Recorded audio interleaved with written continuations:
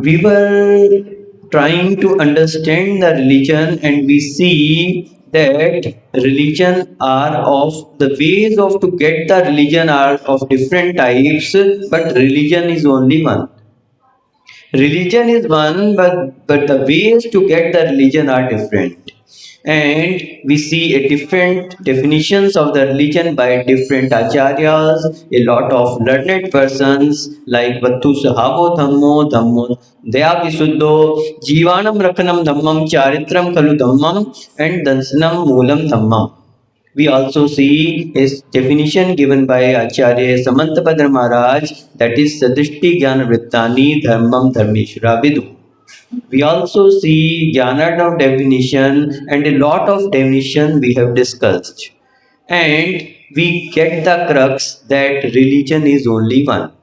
The only thing is that the ways are different if we adopt any way, but the destination is one, that is the only one religion. So there are three parts of the religion we see: Samyak Darshan, Samyak Gyan, and Samyak Charita. Right knowledge, right belief, and right conduct. So these three elements we were discussed, and the day before yesterday we tried to understand regarding the right belief. Yesterday we understand the right knowledge, and today we will continue in this conduct, and we will try to see the importance of right conduct, how we can adopt the right conduct. This will we will discuss today. बंधुओं, चर्चा चल रही थी धर्म के विषय में। धर्म क्या है, धर्म किसे कहते हैं, धर्म का स्वरूप क्या है। जब हम अपने शास्त्रों के पन्ने पलटते हैं तो हम देखते हैं कि बहुत सारे आचार्यों ने धर्म की बहुत सारी परिभाषाएं दी हैं। वस्तु स्वरूप को धर्म कहा है, दया भाव को धर्म कहा है, सम्यक दर्शन ज्ञान चारित्र को धर्म कहा गया है, चारित्र को अकेले धर्म कहा है, दर्शन को अकेले धर्म कहा है। तो इतनी सब जब डेफिनेशंस हमारे सामने आ गई तो हम कंफ्यूजन में आ जाते हैं कि वास्तविकता में धर्म है क्या, वास्तविक धर्म क्या है। तो बंधुओं, हमने देखा समझा कि भले अलग अलग परिभाषाएं हों, लेकिन धर्म एक ही है। जब हम उन परिभाषाओं को समझने का प्रयास करते हैं तो हमें पता लगता है कि वास्तविकता में सभी एकमात्र उसी धर्म के विषय में इंडिकेट कर रहे हैं, उसी के बारे में इशारा कर रहे हैं जो कि हमारी आत्मा का स्वभाव है। जब हम वस्तु स्वभाव धर्मों की बात करते हैं तो उसी आत्म स्वभाव की बात करते हैं। जब हम सम्यक दर्शन ज्ञान चारित्राणि मोक्ष मार्गा कहते हैं अथवा सदृष्टि ज्ञान वृत्तानि धर्मम धर्मेश्वर विदु की बात करते हैं तो वही सम्यक दर्शन, सम्यक ज्ञान, सम्यक चारित्र जो उसी आत्मा के गुण हैं, उसी की भी वहां पर हम बात करते हैं। जब हम बात करते हैं जीवानम रखनम धम्मम, अथवा हम कहते हैं कि धम्मो दया विशुद्धो, तो हम दूसरे प्राणियों में भी उसी आत्मा को देखते हैं। वही आत्मा जो हमारे अंदर विद्यमान है वो दूसरों के अंदर भी विद्यमान है। इसलिए जैसा सुख हम चाहते हैं वैसा ही दूसरों के लिए भी हमें दुख नहीं देना चाहिए, दया धर्म का पालन करना चाहिए, प्रत्येक जीव की रक्षा करनी चाहिए। उसी आत्म स्वभाव को लेकर हम उस डेफिनेशन पर भी उसी क्रक्स पर निकलते हैं कि वहां भी वही बात की जा रही है। और जैसा कि हमने ज्ञानार्णव में बताया था कि ज्ञानार्णव में आचार्य शुभचंद्र महाराज ने जो परिभाषा दी कि जो बात आपको खराब लगे, यद्यद स्वस्यानिष्टम, जो बात आपको खराब लग रही है, स्वप्ने पीना परेशान, उसको दूसरों के लिए तत्तद वाक्काय कर्म भी कार्यम, यद्य स्वस्य अनिष्टम तत्तद वाक्काय कर्म भी कार्यम, स्वप्ने पीना परेशानम धर्मस्य अग्रिम लिंगम। शुभचंद्र महाराज ने कितनी अच्छी बात कही थी कि सीधी सी बात धर्म को यदि आप समझना चाहते हैं, धर्म का प्रथम लक्षण उन्होंने कहा धर्मस्य अग्रिम लिंगम। अग्रिम लिंगम यानी कि प्रथम लक्षण क्या है, यद्यत् स्वस्य अनिष्टम, जो बात आपको खराब लग रही है, अपने ऊपर घटाते जाओ आप हर बात को। आपको कोई गाली दे, आपको अच्छा नहीं लगेगा, यानी दूसरे को गाली नहीं दो। आपको कोई मारे तंग करे, अच्छा नहीं लगेगा तो दूसरे को कष्ट मत दो। आपको कहीं कोई एक जगह बंद कर दे तो आपको अच्छा नहीं लगेगा, इसलिए दूसरों को बंधन में मत डालो। सीधी सी बात है, यद्यत् स्वस्य अनिष्टम, अपने लिए जो जो अनिष्ट है, तत्तत् वाक् काय कर्म भी कार्यम स्वप्ने बिना परेशान, स्वप्न में भी परेशान, दूसरों के लिए वाक् काय कर्म भी, ना ऐसा कुछ बोलो, ना ऐसा कोई कार्य करो, ना ही मन से सोचो। स्वप्ने भी, स्वप्न में भी ऐसा मत सोचो।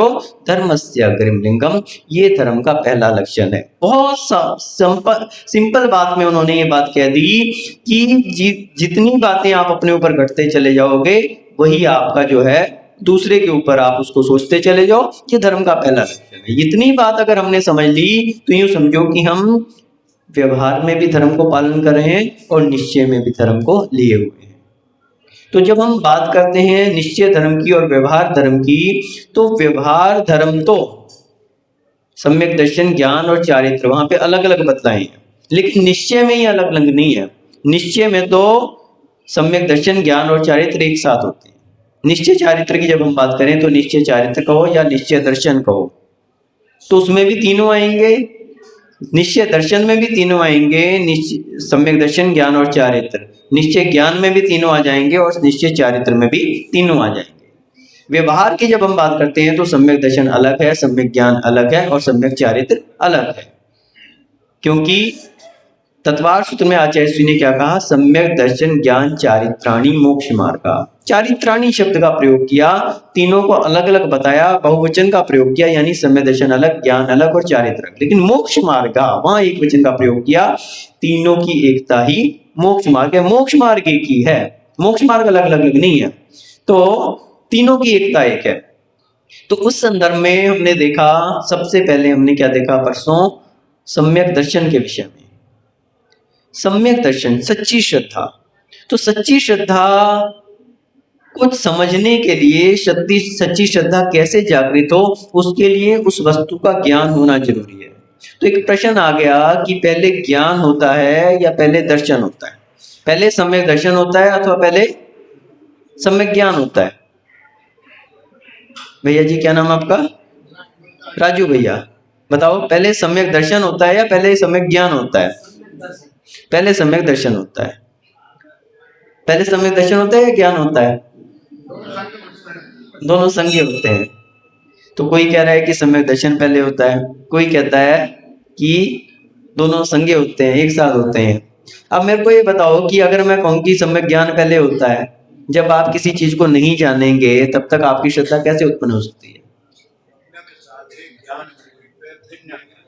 ये किताब है, ये किताब है, पुस्तक है। अब आपने इसे पढ़ा ही नहीं, इसको जाना ही नहीं। इसमें बहुत अच्छी पाठ लिखे हैं, बहुत अच्छी कृतियां हैं इसमें, बहुत अच्छा। जब तक आपने उसको पढ़ा नहीं, तब तक क्या इसके प्रति आपकी श्रद्धा उत्पन्न हो सकती है? राजू भैया, जिस चीज को आपने जाना ही नहीं, आपको पता ही नहीं कि कौशल सागर जी कौन है, आपको पता ही नहीं आचार्य विराग सागर जी कौन है, तो क्या आपकी आचार्य विराग सागर जी के प्रति श्रद्धा हो सकती है? आप जानते ही नहीं विराग सागर जी महाराज कौन से हैं। नहीं, हम ये कह रहे हैं कि आप आचार्य विराग सागर जी से कभी मिले नहीं, आपने कभी उनके दर्शन किए नहीं, आपने उनको कभी सुना नहीं, आपने कभी उनके बारे में जाना नहीं, और एकाएक आपको जैसे ही दर्शन हुए तो क्या तुरंत श्रद्धा उत्पन्न हो जाएगी? या जब तक आप उसको जानोगे नहीं तब तक वो श्रद्धा, मतलब बिना किसी वस्तु को जाने क्या उसके प्रति श्रद्धा उत्पन्न हो सकती है? जब उसको पता ही नहीं है अपन को, तो श्रद्धा कैसे उत्पन्न हो जाएगी? बताओ। श्रद्धा तभी तो उत्पन्न होगी जब व्यक्ति को हम जानते हैं। कोई भी वस्तु है, उसको यदि हम जानेंगे तभी तो श्रद्धा उत्पन्न होगी। तो इस हिसाब से तो पहले ज्ञान होना चाहिए। आप कह रहे हो पहले दर्शन होना चाहिए, वो कह रहे हैं दोनों एक साथ होने चाहिए। जबकि लॉजिक तो ये कहता है कि पहले ज्ञान होगा तभी तो श्रद्धा होगी। अब बताओ क्या सही है? पहले ज्ञान होगा, पहले दर्शन होगा, या दोनों एक साथ होंगे? पहले ज्ञान होगा, पहले सम्यक ज्ञान होगा। बस यही गड़बड़ कर दिया आपने। पहले ज्ञान होना अलग बात है और पहले सम्यक ज्ञान होना अलग बात है। ज्ञान होना अलग बात है और सम्यक ज्ञान होना अलग बात है। तो सबसे पहले वस्तु को जाना जाता है, वस्तु का स्वरूप जाना जाता है, और जब वस्तु का स्वरूप व्यक्ति जानता है तो उसमें श्रद्धा उत्पन्न होती है। और जैसे ही श्रद्धा उत्पन्न होती है तो जो ज्ञान आपने उस वस्तु के विषय प्राप्त किया था, उस सम्यक पने को प्राप्त हो जाता है। अब आ गया समझ में? हमने सोचा यहाँ पे टीकमगढ़ में तो सब पढ़े लिखे हैं, आप तो बेसिक में ही, मूल में ही भूल कर रहे हैं। सबसे पहले वस्तु का स्वरूप जाना जाता है। जब तक आप उसको जान नहीं रहे तब तक आप उसको श्रद्धा कैसे? कोई कह भी दे कि विराग सागर जी महाराज बहुत अच्छे बहुत अच्छे, आपने जब तक मिले नहीं, देखा नहीं, उनका आचरण नहीं देखा, तब तक तो सुनी सुनाई बात है, आंतरिक श्रद्धा नहीं हो सकती। लेकिन जब जैसे ही आप उनके दर्शन करोगे, उनसे प्रभावित हो जाओगे, उनका आचरण देखोगे, निश्चित रूप से आपके अंतरंग में स्वयं से झुकने के भाव आ जाएंगे, स्वयं से झुकने के भाव। तो ये जो ज्ञान हुआ ये श्रद्धा में कारण बना, और जैसे ही श्रद्धा उत्पन्न हुई तो आपका जो ज्ञान था वो सम्यक बने को प्राप्त हो गया। अभी तक वो कोरा ज्ञान था, मिथ्या ज्ञान था, लेकिन सम्यक दर्शन के होते ही वो ज्ञान क्या हो गया? सम्यक बने को प्राप्त हो गया। तो इसलिए एक दृष्टिकोण से ज्ञान तो पहले होता है, लेकिन सम्यक ज्ञान कब होता है? श्रद्धान के उत्पन्न होने पर होता है। तो जैसे ही श्रद्धान होगा तुरंत आपका ज्ञान क्या हो जाएगा? सम्यक बने को प्राप्त हो जाएगा। अब उसमें समय भेद नहीं है। तो वो दोनों कैसे होते हैं?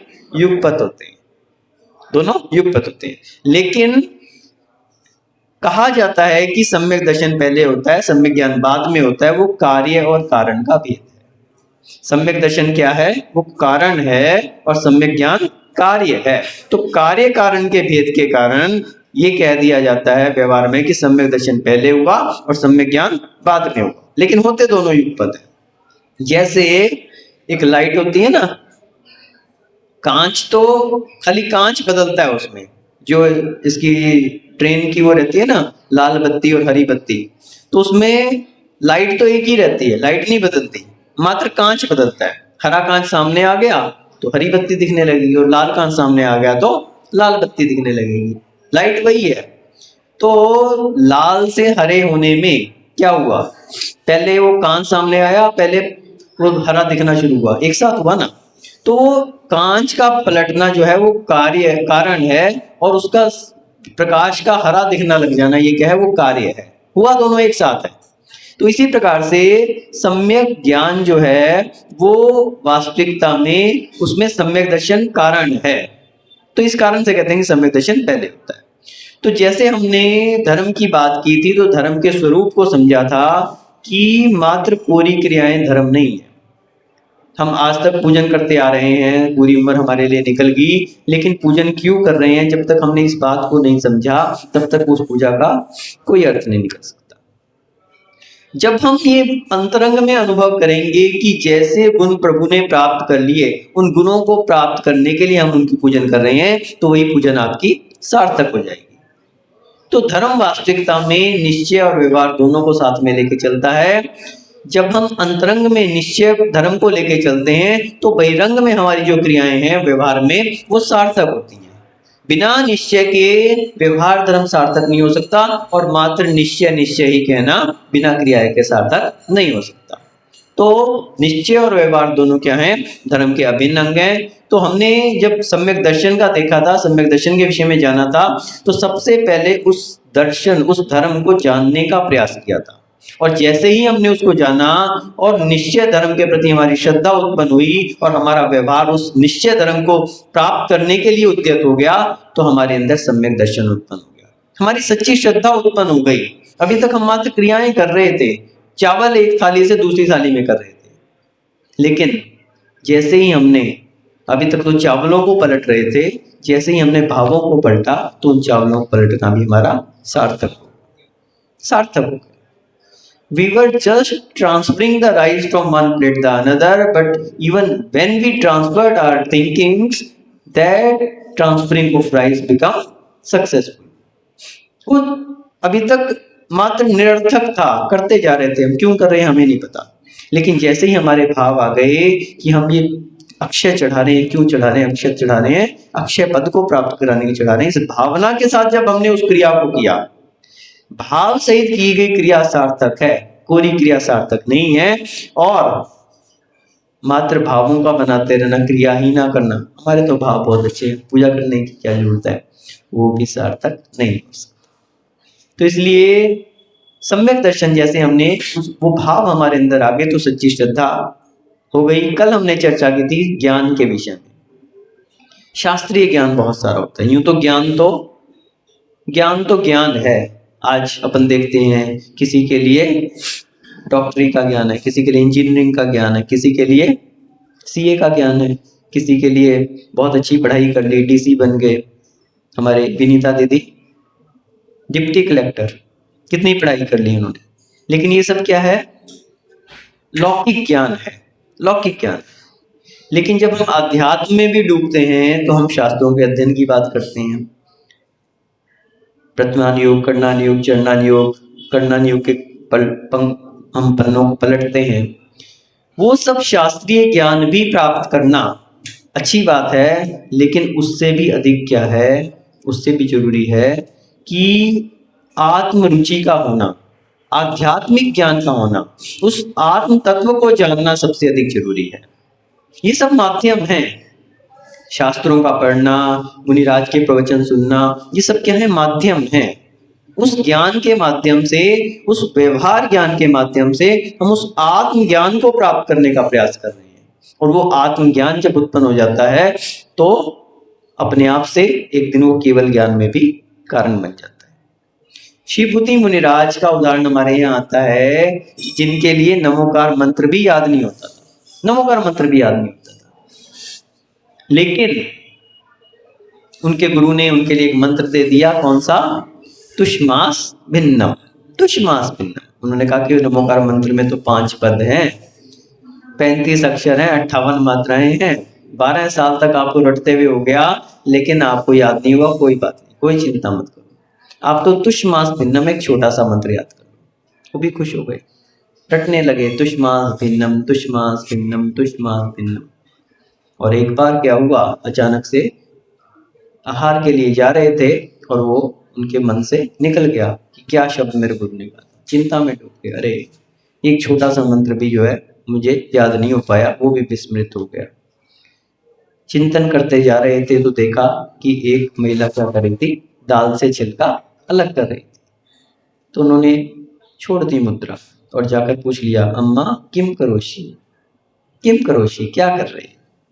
मैंने कहा तुष्मास भिन्नम करोमी, दाल से छिलके को अलग कर रही है। बस याद आ गया, स्वरूप में डूब गए। फिर तो तुष्मास भिन्नम, यही तो मंत्र दिया था गुरु ने, दाल अलग छिलका अलग, दाल अलग छिलका अलग। जब तक मात्र रट रहे थे उसको तब तक वो असर नहीं कर रहा था, लेकिन जैसे ही उसके स्वरूप में डूबे, तुष्मास भिन्नम, दाल अलग है, छिलका अलग है, मेरी आत्मा अलग, मेरा शरीर अलग है।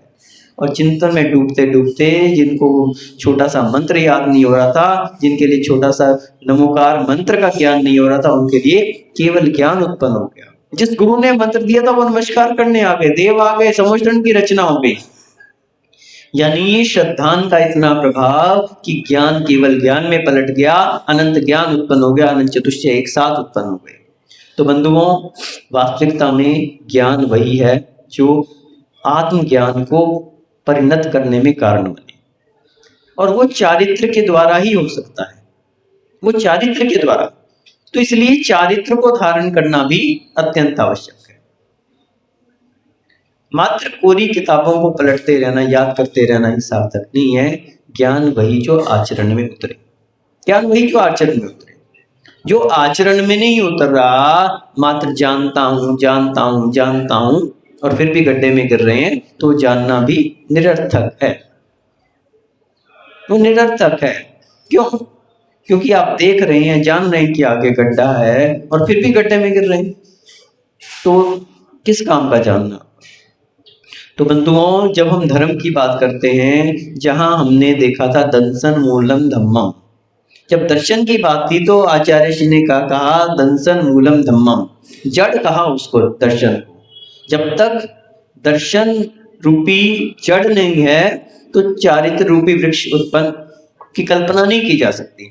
लेकिन दर्शन के साथ साथ क्या कहा, चारित्रम खलु धम्मम, चारित्रम खलु धम्मम। जब चारित्र की बात कही तो आचार्य जी ने कहा कि वास्तविकता में तो चारित्र ही धर्म है, चारित्र ही धर्म है। दर्शन और ज्ञान तो उसके साधन हैं। साध्य क्या है? चारित्र है। चारित्र को धारण करेंगे तभी दर्शन और ज्ञान का प्राप्त करना सार्थक हो सकता है। और यदि चारित्र को धारण नहीं किया, सारी उम्र श्रद्धा ही श्रद्धा बनाए रखे, ज्ञान को ही रटते रहे और ऐसे ही चले गए। दादाजी कितनी उम्र होगी आपकी? 80 होगी। अभी कितने साल और जीना है? अभी 50-60 साल और जीना है क्या?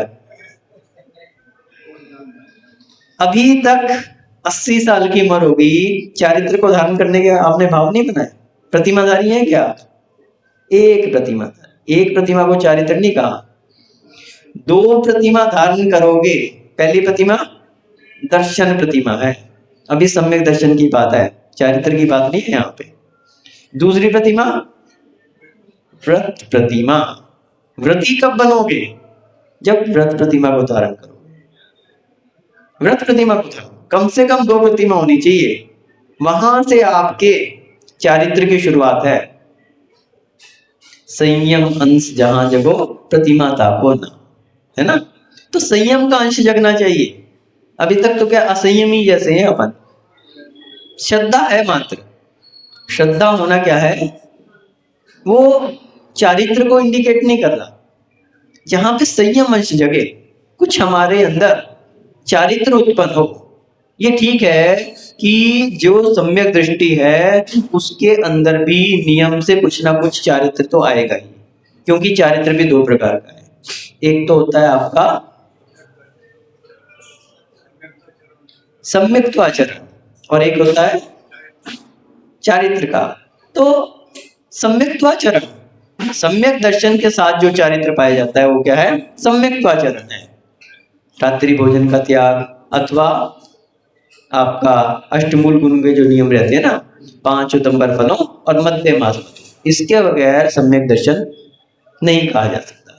कोई कितना भी कह दे मुझे श्रद्धा है और दुर्व्यसनी है, शराब मांस आदि का सेवन कर रहा है, तो उसको कहीं भी सम्यक दृष्टि नहीं कहा जा सकता। क्योंकि अनुव्रतों को धारण करने के लिए, महाव्रतों को धारण करने के लिए तो शक्ति की अपेक्षा हो सकती है। मान सकते हैं कि आपकी भावना है अनुव्रतों को धारण करने की, महाव्रतों को धारण करने की, लेकिन शक्ति नहीं है, परिस्थितियां नहीं है, मान लेंगे। लेकिन मध्य मास मधु का भी यदि आप त्याग नहीं, फिर कैसी श्रद्धा? फिर तो कोरी कोरी बात है। फिर वास्तविकता तो यह कि श्रद्धा भी नहीं है। जिसके अंदर श्रद्धा होगी तो वो अष्टमूल गुण तो नियम से धारण करेगा ही करेगा, क्योंकि उसके बगैर आप जैन भी नहीं बन सकते। एक छोटा सा बच्चा जब जन्म लेता है तो जन्म से वो जैन नहीं होता, पता है आपको? जब 45 दिन का होने के बाद उनको मुनिराज के पास ले जाया जाता है और मुनिराज उसके लिए क्या करते हैं? उसके सिर पर सातिया बनवाकर हाथ में कलावा बांधते हैं, गंधोदक छिड़कते हैं और उसके लिए अष्टमूल गुण का त्याग कर, अष्टमूल गुण धारण करवाते हैं। मध्य मास मधु और 5 उदंबर फलों का उसके लिए त्याग कराते हैं और उसकी 8 वर्ष तक होने की जिम्मेवारी, तब तक की जिम्मेवारी उसके माता पिता के लिए सौंप देते हैं कि इसको 8 वर्ष तक का होने तक आपको मध्य मास मधु और 5 उदंबर फलों का सेवन करने नहीं देना है। ये जिम्मेवारी उनके लिए सौंप देते हैं। तो 8 वर्ष का होने के बाद ये स्वयं अपनी जिम्मेवारी लेगा। उतना होने के बाद वो जैन बनता है। तब तक वो जैन नहीं है, तब तक उसका कोई धर्म नहीं है। तो जैन बनने के लिए इतना आचरण तो जरूरी है। तो ये सम्यक्त्वाचरण कहा इसके लिए। और यूं कहें कि 8 वर्ष तक के बच्चे के लिए तो वो 5 उदंबर फल और मध्य मास मधु, लेकिन जब 8 वर्ष का हो गया तो उतने से काम नहीं चलेगा। अब दूसरा उसका मध्यम तरीका, वो क्या कहा कि 5 उदंबर फलों को तो एक में गिन लिया, मध्य मास मधु 4 हो गए और उसके बाद रात्रि भोजन का त्याग, अनछने जल का त्याग, जीव दया का पालन करना और प्रतिदिन देव दर्शन करना, ये 8। अब वो 8 मूल गुणों की परिभाषा बदल गई। वो जो धारण करता है वही वास्तविकता में अष्टमूल गुण का धारी है और वही वास्तविकता में सम्यक दृष्टि है। ये तो सम्यक्त्वाचरण है। अभी आचरण की बात नहीं आई, चारित्र की बात नहीं आई, अभी तो श्रद्धा ही की बात चल रही है। तो इस तरह का आचरण तो यूं कहें कि प्राइमरी अवस्था है। और फिर जब हम जिस चारित्र की बात कर रहे हैं, वो तो आचार्यों ने कहा कि साकार और अनाकार रूप दो प्रकार का है, तो उसमें अनुव्रतों की बात कही, महाव्रतों की बात कही। तो पहले अनुव्रतों को धारण करना चाहिए या महाव्रतों को धारण करना चाहिए? पहले पहले अनुव्रतों को और महाव्रत। तो आचार्य अमृत चंद्र महाराज ने पुरुषार्थ सिद्धि में ये बात कही कि आचार्यों को पहले महाव्रतों को धारण करने की शिक्षा देनी चाहिए। क्या देनी चाहिए? महाव्रतों को धारण करने की। फिर अगर किसी की शक्ति नहीं है तो अनुव्रत देनी चाहिए। प्रयास पहले ये करना चाहिए कि महाव्रतों को धारण करें, क्योंकि चारित्र जो सकल चारित्र है वो महाव्रत ही है। अनुव्रत तो कॉम्प्रोमाइज। जैसे आप कोई दुकान पे जाओ तो दुकानदार क्या करता है, पहले बढ़िया चीज दिखाएगा आपके लिए, फिर आपकी उतनी कैपेसिटी नहीं है, उतना बजट नहीं है, तो चलो आप ये हल्की क्वालिटी की ले लो। पहले क्या करेगा वो प्रयास, बेस्ट चीज दिखाएगा, भले थोड़ी महंगी। तो उसी प्रकार से आचार्यों के लिए पहले महाव्रत की शिक्षा दी जाती है, और अगर महाव्रतों को धारण करने की उसकी कैपेसिटी नहीं है, उतनी शक्ति नहीं है, तो कहते हैं कि आप अनुव्रतों को धारण करो, सद्गृहस्थ बनो, और फिर बाद में गुणव्रतों और शिक्षा व्रतों के द्वारा महाव्रतों को धारण करने की शिक्षा दी जाती है। शिक्षा व्रत क्या है, गुणव्रत क्या है, ये वास्तविकता में महाव्रतों को प्राप्त करने के लिए सीढ़ियां हैं उसकी। एक और वो बाढ़ का काम करते हैं, जो अनुव्रत आपने धारण किए हैं उनके बाढ़ का काम करते हैं, उनको बचाने का काम करते हैं। दूसरी ओर महाव्रतों को धारण करने की शिक्षा देते हैं। तो इस प्रकार से चारित्र का एक अपना महत्व है। तो यदि चारित्र हमारे जीवन में नहीं आया तो हमारा सम्यक दर्शन और सम्यक ज्ञान भी निरर्थक है। तीनों की एकता है तो मोक्ष मार्ग है चारित्र। तो बंधुओं, जैसे एक उदाहरण आता है कि आग लगी है जंगल में, और एक अंधा और एक लंगड़ा दोनों आग में फंसे हैं। अब ना तो अंधा निकल पा रहा है और ना ही लंगड़ा निकल पा रहा है। क्यों? अंधा जो है वो देख नहीं पा रहा कि किस तरफ जाऊं, और लंगड़ा देख तो सब रहा है लेकिन चल नहीं पा रहा। अब क्या करें? तो दोनों का मिलना हो गया और अंधे ने लंगड़े को कंधे पे बैठा लिया। लंगड़ा रास्ता बताता चला गया और अंधा जो है उस पे चलता रहा। तो दोनों क्या हो गए? पार हो गए। तो उसी प्रकार से सम्यक दर्शन से आपकी जो श्रद्धा उत्पन्न हुई, उससे जो सम्यक ज्ञान है, वो सम्यक ज्ञान क्या है? लंगड़ा है। अभी आचरण नहीं है। और सम्यक चारित्र क्या है? वो अंधा है, वो देख नहीं पा रहा। वो सब एक साथ होंगे, ज्ञान आपको रास्ता बताएगा, चारित्र के द्वारा आप उस पर चलोगे तो ही तीनों की सार्थकता है, आप मोक्ष मार्ग में सफल हो सकते हो। संसार रूपी जो अटवी है, ये जो जंगल है, इसमें जो आग लगी है, विषयों की आग चारों ओर लगी हुई है, इससे आप निकल सकते हो। कैसे निकल सकते हो? जब एक साथ सम्यक दर्शन, ज्ञान, चारित्र, इन तीनों की एकता को मोक्ष मार्ग कहा।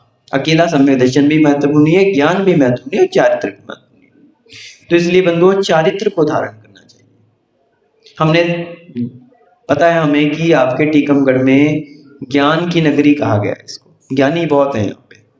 हमारा पिछले साल चातुर्मास हुआ भोपाल में, तब भी हमारे पास चर्चा आई थी। हमारी भी इच्छा है अपने ज्ञान को विकसित करने की, तो ऐसी भी चर्चा है कि टीकमगढ़ से कोई विद्वान को बुलवाए लेते। टीकमगढ़ का नाम आया था। उस समय तो संयोग नहीं बना, लेकिन इस बार एक ऐसा संयोग हुआ कि खुद हमारा ही टीकमगढ़ में संयोग की बात। तो निश्चित रूप से टीकमगढ़ जो है ज्ञानियों की नगरी है। लेकिन हम ये जानना चाहते हैं कि ज्ञानी विद्वान तो बहुत हैं, आपके नगर गौरव कितने हैं? चारित्र को धारण करने वाले कितने हैं? महाव्रती कितने हैं? 23। और आपकी टीकमगढ़ की आबादी कितनी है? लाखों में मात्र 23। अब सोच लो आप लोग।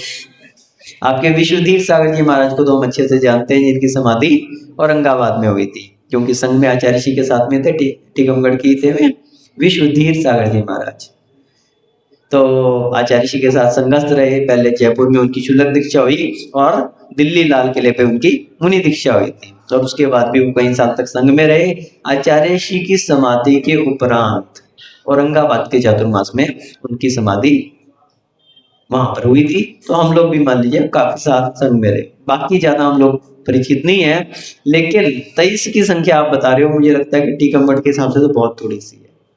जहां लाखों की संख्या में जैन समाज है, जहां पर मुनियों का निरंतर आना जाना है, जहां पर चातुर्मास वाचनाएं रेगुलर होती रहती हैं, जहां आचार्य विद्यासागर जी, आचार्य विराट सागर जी और बड़े बड़े आचार्यों का इतनी बार आना हो गया। टीकमगढ़ में आचार्य श्री विराट सागर जी महाराज की इतनी, धवला जी की वाचनाएं हो गई और मात्र 23। आप लोगों के भाव नहीं होते चारित्र को दान करने के? यहाँ तो श्रृंखला बनी रहनी चाहिए, एक के बाद एक के बाद एक। जहां हम ज्ञान की पिपासा को लेके आए हैं, वहां इस भावना से भी आए कि चारित्र में भी लोग आगे बढ़े। बंधुओं, हमें लगभग 20 दिन का समय मिला है। अभी आचार्य श्री का लार में पंचकिलानक है, तो संभवतः तब तक आचार्य श्री टीकमगढ़ के पास आ जाएंगे। यूं तो हमारा पहले पाजना वापस जाने का था, लेकिन किन्हीं कारणों से वो चेंज हो गया, तो ये 20 दिन का अवसर हमारे लिए टीकमगढ़ में देने का मिल गया। तो हम इसमें यही भावना भा रहे हैं कि एक और हमारे भी ज्ञान में वृद्धि हो, आप लोगों की विद्वत्ता का हमारे लिए भी लाभ मिले। साथ में ये भी भावना पाते हैं कि आप लोग भी चारित्र में वृद्धि करें, आप लोगों की भी चारित्र की भावना बने। और चारित्र की भावना बनेगी तो निश्चित रूप से ये वाचना भी सफल हो जाएगी। हम लोग चर्चा करेंगे क्या कैसा वाचना में करना है, किस तरह की क्लासों के टाइम टेबल रहेंगे, वो सब हम चर्चा करेंगे। बस यही कहना चाहते हैं कि आप लोग भी चारित्र को धारण करने की भावना बनाओ। जीवन की सार्थकता, 80 साल की उम्र होगी, 75 साल की उम्र होगी और अभी भी भाव नहीं हो रहे हमारे। एक प्रतिमा, अरे प्रतिमाधारी तो बन जाओ, कम से कम 2 प्रतिमा, 7 प्रतिमा। जितनी घर में रहते हुए घर नहीं छोड़ पा रहे, शुल्लक नहीं बन पा रहे, कम से कम प्रतिमाधारी तो बन जाओ, व्रती तो बन जाओ। व्रती भी नहीं बन रहे। परम व्रते परम देवम ना व्रतिवत नारद, सब कुछ जानते हुए। वरम व्रते परम देवम, व्रतों को धारण करना अच्छा है, अभी व्रती नहीं बने आप। व्रतों को धारण करना उत्तम है, ना व्रते नारद, नरकों में जाने से तो अच्छा है। छाया तपस्योपदेशम परिपालितुम। आचार्य पूज्य बाद महाराज इष्टोपदेश के माध्यम से कितनी अच्छी बात कह रहे हैं कि व्रतों को धारण कर लो, व्रती बन जाओ, और व्रती बन गए तो नरकों से जाने से बच जाओगे। सिद्धांत कहता है कि जो व्रती है, जो पंचम गुणस्थान व्रती है, उसकी मात्र एक ही गति होती है। कौन सी?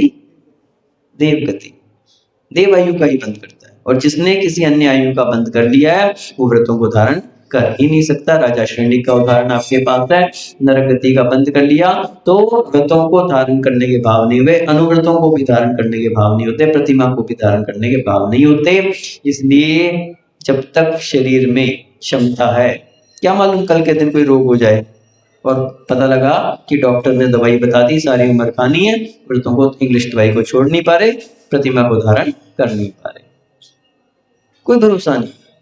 इसलिए जब तक शरीर स्वस्थ है, इंद्रियां शिथिल नहीं हुई हैं, तब तक चारित्र को धारण कर लो। और चारित्र को धारण कर लिया तो ये मानव जीवन सफल हो जाएगा, आपका सम्यक दर्शन और सम्यक ज्ञान को प्राप्त करना भी सफल हो जाएगा। अन्यथा रस्सी है, आखिरी छोर हाथ में है, आखिरी छोर हाथ में छूट गया तो नीचे 2000 सागर की क्या मिली है? तरस प्राय मिली, और उसके बाद वही निगोद किया था। इसलिए बंधुओं, कोई भरोसा नहीं, उसमें भी मनुष्यों के गिनती के भाव हैं। इसलिए ये मानव जीवन मिला है, और मानव जीवन के साथ जैन कुल, पर्याय और साथ में मुनियों का समागम, देव शास्त्र गुरु का सानिध्य है, और उसके बाद सबसे अगर दुर्लभ है तो उन भावों का बनाना। वो भाव यदि बन जाए कि हाँ हमें व्रतों को धारण करना है, हमें चारित्र को धारण करना है, तो आपका सम्यक दर्शन और सम्यक ज्ञान को धारण करना भी सार्थक हो जाएगा। इसके अलावा अगर यदि यूं ही चले गए तो वो सम्यक दर्शन भी टिकने वाला नहीं है। इसलिए बंधुओं, आप लोग भी अपने जीवन में चारित्र को धारण करें और अपने सम्यक दर्शन और सम्यक ज्ञान का धारण करना भी सफल बनाएं, और अनुव्रतों को धारण करें, महाव्रतों को धारण करें और अपने जीवन को सफल बनाते हुए एक दिन मोक्ष की भी यात्रा कर सकें। इसी भावना से जब परम पूज्य गणाचार्य शेख स्वाट विराट सागर महाराज की जय। भगवान की जय।